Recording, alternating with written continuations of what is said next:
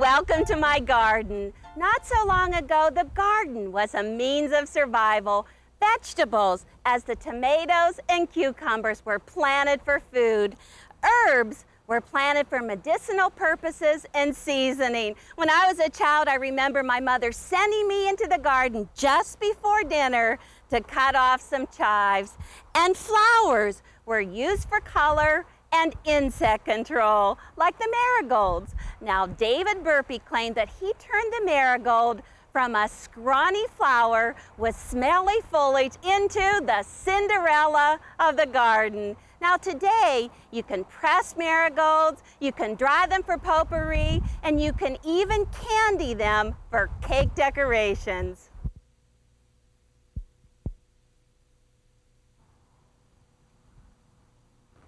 Gardens remind me of grandmothers. My grandmother Drischel, or Mom, planted petunias for border color and for that sweet evening fragrance. Then we'd sit on the front porch, just swing away and watch the neighborhood go by. Now my grandmother Nagel loved to plant portulaca, and she had the largest portulaca that I have ever seen. And I think it's because she soaked her eggshells in her watering can, and then it was my job to water the plants and pick off the dead blossoms. Ooh, the fragrance of the roses are just so beautiful. To the early settlers, the rose was a basic necessity to life, primarily because it was used as a cure for 1,000 different ailments. Now, they planted the rose bushes right outside their kitchen window because they used roses to flavor their food, especially since spices were not available. As a tribute to grandmothers and their gardens, today we're going to make this beautiful quilt called Nana's Garden. Oh, it's perfect with all of the colors of the flowers. Pinks, purples, yellows, and blues. Now you can see it's planted in straight rows, just like the hedges and the flower planters. Here are the color spots around the central garden. And right here, we might put in some machine quilting, some applique, or even a photo for a memory quilt. Oh, the quilt is beautiful. Well, I've planted the seeds, so let's get started on our sewing.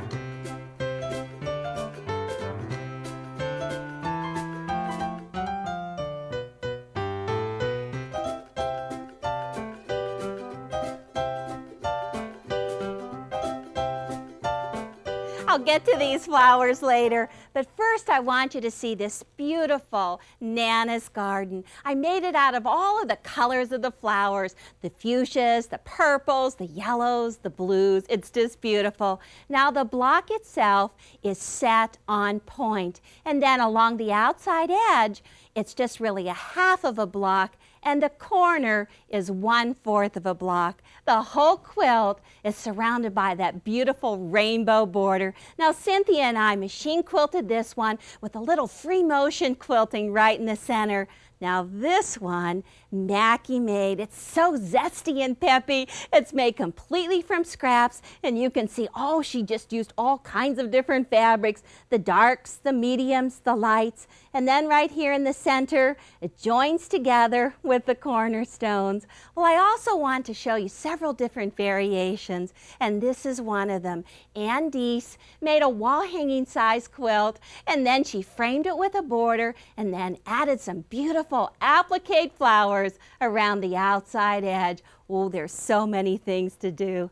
Now plant your garden with all of the shades of the flowers. This is a large-scale floral print, and oh, from this one piece, I could just pull out all of the colors of the flowers. Now vary the scales as well. This is a small scale print right here, and then this one is also one that reads solid from a distance, still has a little bit of a flower in it. Now vary the textures too. A little bit of a stripe here, it's kind of a smaller leaf here.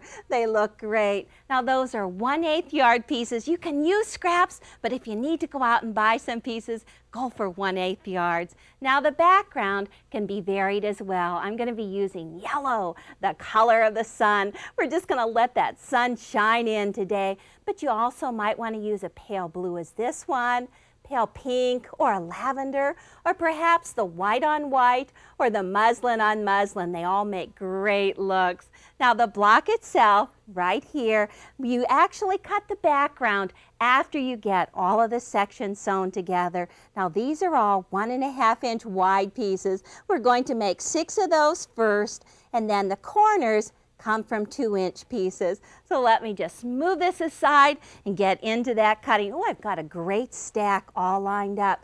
Now because I'm using 1/8 yard pieces, they have been torn from the bolt and they are on the straight of the grain. But you want to also look for the straight in scraps as well. So I want to start right here. Take my ruler and line it up right on that 1/4 inch line. Ooh, I've got 3 stacks of fabrics here. Just bear down hard, cut away from you, take that torn edge and get rid of it. Now, carefully line up 1.5 inch strips. Let's see, top to bottom, got 1.5 all along with a 6 by 24. And just start right down here at the edge. And after you get about halfway up, you might want to walk your fingers up and just finish it along there. Cut 1.5 inch wide strips for the blocks, for all the sections, and then in addition, you need to have a variety of 2-inch pieces for those cornerstones. Oh, those are just beautiful colors. I want to just keep on cutting these and get them all ready for sewing. Gardens are not made by sitting in the shade, so it's time to get going. Now this quilt needs a perfect 1/4 of an inch, an accurate 1/4 of an inch. And so there are a couple of tools that we can use to help us out. Boy, I sure need those tools. Now the first one that you might try is the magnetic seam guide. And this can go on any sewing machine that has a metal throat plate right here. And you can see it's just really sticking on mine. But you put it right up against your presser foot, then it won't move and you can feed your fabric right through. Now the second one, you might want to try this one. This is a gauge with an adhesive strip, and right here it's got a 1/4 inch line on it with the little hole right here, and you just put your needle right in that hole and then just remove the adhesive right from that strip and then line it up. It helps if you have a long throat plate and have a bed on your sewing machine, because once you place that adhesive strip there, then you can have a long area to just feed your strips right through, one after the other. Now the one that I like to use is a foot that comes with my sewing machine, and you might need to check with your dealer just to see if you can get one similar to this one. Now from the needle over to the edge, it's 1/4 inch, and it has a ridge that goes right along here, and as your fabric feeds through there, then it just goes right up to that ridge and holds it in place. Oh, it's great. Gosh, it's so easy to get nice straight strips when you have some aids like this. Now I want to make a baby quilt today. I need to make 18 blocks. And to do 18 blocks, I need a total of 30 1.5 inch strips. Now I turned them into 2 separate piles. I actually have 15 in each one of the stacks. And to make it easy on myself, I want to just go ahead and cut right through there. Oh, I'm doing a small quilt. I want to get a lot of variety. Let me find one I can cut on the fold right here. Cut it on the fold so that you can actually use both halves in different sections. Okay, now all you need to do is just find 2 that look pretty together. That sounds easy enough.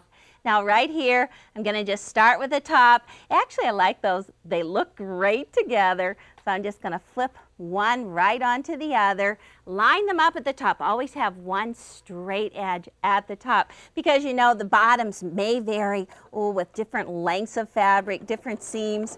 You have different lengths and they're not always even on the end. Okay, once you get them anchored, go ahead and get them lined up like this, and then just step on the gas, and oh, you can be in for some nice long sewing of strips. Use 15 stitches to the inch. Use that perfect 1/4 inch seam allowance. Now I like to use those half strips because it seems that you can get to the bottom of that strip a lot quicker than when you're working with 45-inch lengths. Okay, I've got the one on there. Just go back to the stack. Actually, I'm pretty lucky because this is going along good. These look pretty together. Vary the textures, vary the scales of the prints, vary the colors. Oh, you certainly don't want to put the same color beside each other either. And then just raise your presser so that you can just go ahead and assembly line sew that right behind the next one. Line that piece up and just keep on going. Okay, now let's just go ahead and look through this stack and see what we would do next. Okay, obviously we're going to take this one. We don't want to use that one. These two look pretty together. Those would work. Go ahead and sew those. But you want to go ahead and mix up, oh, let's see. We could put in some lights and some darks. We're going to have the sunshine and the shadow. But you want to just assembly line sew every pair, one right after the other. And then as soon as those pairs are sewn together, we're off to the iron. Now in every garden, there are some weeds. And in this one, it might be warping when you press your strips. Warping sounds like a disease in the plants, but it's actually bowed strips. So I want to show you how to press so you can avoid those weeds. Now you need to have a mat with a grid on it going right along here. Now if you don't have a mat, if you're just using an iron, make sure at least you get a cover that has straight lines on the cover like this. That'll really help you. And then just take your strip and lay it on the line, exactly right along there. This is another reason why I like to have those short strips, because it just fits so nicely on the mat. Just set that seam. If you like to use some steam, that's completely a personal preference. And then just lift up that top strip and then carefully go right into the fold, keeping it straight on that grid. And as you do it, you can go ahead and look and make sure that your strip is pressed straight right now before you go on. Well, I'm going to go ahead and get some more pairs done, and then I'll show you how to go on. One has enough to do weeding their own garden. Actually, that sounds like life itself. But there are no weeds in this garden. These strips are as straight as can be. And now comes the fun part, because we're going to take 3 pairs and lay them out into sets of 6. So let's just go ahead. Oh, the colors are so great. Have the straight edge up here. Now actually the next set that I'm pulling off here does look nice beside it, but you can just go ahead and mix it up, keeping it straight at the top. Let's see if I'm going to get lucky and pull this one out. You know what? Let's just go ahead and put this one right beside it. That's good. All the straight tops going along, all the salvage edges going down. Now you could go ahead and do some assembly line sewing right now and just stack up more right on top. Let's just take another one, lay it on top, leave a little at the top so you can see it. Let's see, this would look good. Oh, let's try this one. We'll just go ahead and make sure that we don't have any of the same fabric stacked up alongside. Okay, that's looking good. All along there, and then stack one more so you can do some assembly line sewing. Now, to avoid even warping even further, how about let's do this? Let's just go ahead and work with this bottom section. They were all sewn from top to bottom. You can go ahead at this time and sew in the opposite direction, or basically from the bottom up to the top, to avoid that warping. So take this piece, flip it right sides together, keep it lined up at the top, but we're going to start sewing right down here at the bottom. And you see that because of the different lengths of each of the strips, they're not exactly the same, but that's not going to matter. We just want to have it lined up at the top. So you're going to take both of these pieces, now there's only 2 seams remaining, and actually sew in the opposite direction, and then for sure you're not going to get any bowed strips. Let me just line that up, keep that together. Since they've been pressed, they lay nice and flat, and you might want to go ahead and use your stiletto too, just to help keep them lined up and straight. Now, I'm going to just stop right here. Let's see what we have. Lay it out, open it up, and then once again, take this piece, flip it right sides together, line up the top, and then sew from this end right up to the top again. Well, I did one section earlier and I have it ready for pressing. I want to show you that technique too. Boy, we are going to have the best straight rows in town. Now, take this piece and line it up on the grid again. I'm just going to take the first pair, flip it down so that I see the wrong side on two of them, line those straight on the grid, set that seam just by going up and down across it, and then fold it down so we're down to the next unpressed seam. Set it on the grid, line that up. Oh, I love that apple green. It looks great. Press it along there, and then once you have those seams done, you can go ahead, and I'm just going to turn it this way. So the 3 seams that were pressed earlier are going in this direction. I want to just hold on with my hand and just with the iron go straight across. You can actually do about 4 to 6 inches at a time, and then each time make sure that you have that all lined up in the grid, because if you actually start to get bowing, you can do a little bit of shaping as you go along. Well, it looks good to me. Now, all I want to do is cut these into 2-inch sections. So lay it on the grid on your cutting mat. Let me move these aside. You can do some layer cutting. That would be the best part. But take it so that the seams are going away from you, and line it up on the grid so that it's straight right along here, and use the 6 by 12 ruler. And right on this end, all I want to do is just line it straight, take that crooked edge, oh, just about 1/4 inch of it, trim that off, get rid of that, and then move it over 2 inches. And there's a couple of things you can watch for right now. You can line it straight on the grid, and also put a horizontal line going the opposite way, line going across, so that that's on the seam. And that way, you're going to get the straightest strips ever. Just pick it up, tip it up, move it over to the next 2 inches, cut it. And all you really need to do right now is make these sections and cut them into 2-inch strips. For the baby quilt that I'm doing, all I need to do is make a total of 6 half strips, cut them up, and then I'll show you how to cut the background fabric. Benjamin Franklin said, if you don't have the right gardening tools, you work twice as hard. And it's true of the quilting tools as well, particularly of the rulers.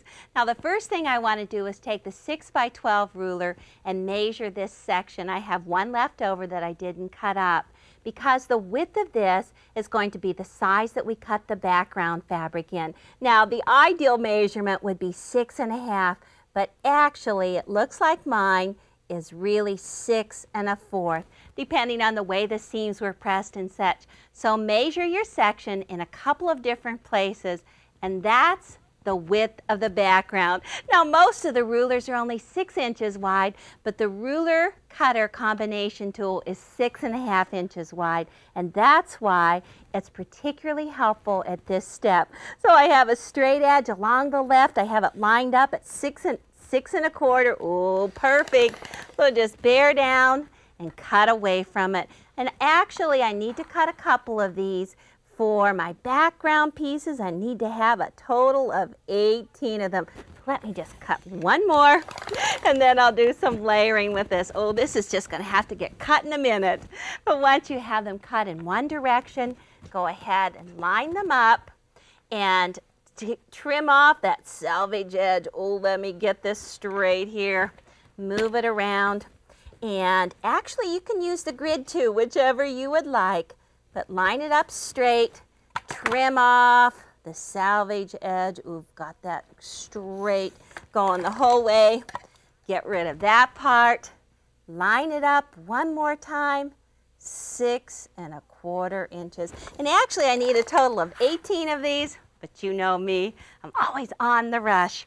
So once you have your backgrounds cut, then go ahead and take your sections that you just cut, your 2-inch sections, and line them up so that you have equal numbers. Whatever you have in the background, you want to have the sections lined up as well. And make sure that your seams are going down. When I flip it this way, it's going to go down. this way it's going to go down.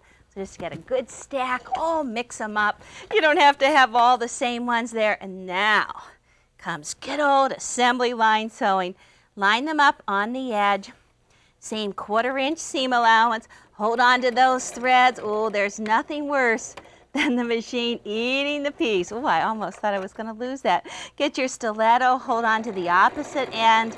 Hold that down and flat. And then once you've gotten the one completed, then just grab up the next one, take another section, flip it right sides together to it, line it up, and you just go right down every one of these pieces. Let me just finish this one really quick. Now we'll just turn it around and show you the opposite side. Now, trim your threads, and you can actually just assembly line if you don't have too much here. Just keep on going on the other side. Now take this piece, all you want to do is just flip it right sides together and line that up and go right down the opposite side. Now actually when I'm doing this, sometimes I get them twisted around, and you might find that it's easier if you actually have this pile sitting right beside you upside down. And then you know, now when you add these on, you want to make sure that you're not putting the exact same one on one side as on the other. Just mix them up. Have a great old time. Okay, now all I want to do is just take this, and I'll just work with one right now. Show you how to go on. Take this piece and just put it on the pressing mat, and then set the seam on both sides and lift this piece up and over. So now the seam is right behind the background. And then we've got one more side here. And before we go on, just flip it over on the wrong side and make sure that we don't have any twisted seams there. This is going great. So now all we have to do is get those 2-inch cornerstones on there. Now, you could go ahead and do 2-inch cornerstones and make it scrappy, like the 2 quilts that I showed you. Oh, just all different pieces. Or you might want to do like my sister Pat did. Oh, I just love her quilt. She only used 2 different colors of fabric, and then right in that cornerstone, it actually ties all of the other pieces together. And this is how you do it. You just need to take the 2 different fabrics and assembly line sew them. Make 2 stacks. This is going to say one color is purple and one color is green. And just assembly line sew those on each end of the strips, of the sections. And then whenever you finish the block, you would actually place it so that it is in the opposite corner. Purple here and purple right here. Green here and then green down in the opposite corner. And then you get that planned cornerstone look. But oh, let's just go for scrappy. I think I'll give this quilt to my mom. She likes all those scraps. So this is how you do it. I have just a couple more pieces. Let me pull these out of the way. You just assembly line sew 2-inch squares on the ends of each of the sections, remaining sections, and make sure that those seams are going in one direction. And then when you're finished, then just iron, just press the seams away from the cornerstone in towards the section. So you're going to make enough for each one of the sides of your block, and then turn them. Let's see if this one, okay, that's looking good. Then when you place them on it, make sure that the seams are going down so that it's easy to do. And then you'll see right here that these seams are going to lock. They're going in opposite directions right now, and they'll just lock right up there. And then right down here, they're going to lock one more time. Couldn't be better. And then all you need to do is just press from the right side and see how it lays on the back, seams going flat, and they appear that they're just circling right around that quilt. Ooh, it's just great. Well, listen, why don't you just plant a few seeds, sprinkle in some color, and get your garden growing. And I need to get this garden growing. Gardening is just as stress-reducing as quilting. I'm getting ready to release some ladybugs in the garden. When we were growing up, we said it was good luck if a ladybug landed on your shoulder. We would chant, "Ladybug, ladybug, fly away home. Your house is on fire and your children will burn. Well, it's amazing how many aphids and whiteflies ladybugs can eat in the garden. Well, you'll want to have ladybug good luck while you sew on your Nana's garden blocks. I'm going to be showing you how to cut the blocks for edges and corners. I'll even show you how to make some applique flowers. Oh, adding flowers to a quilt is like adding a breath of fresh spring air. So let your bugs go. Release your stress, hang up your garden hat, and next time, join me for more quilting on Nana's Garden.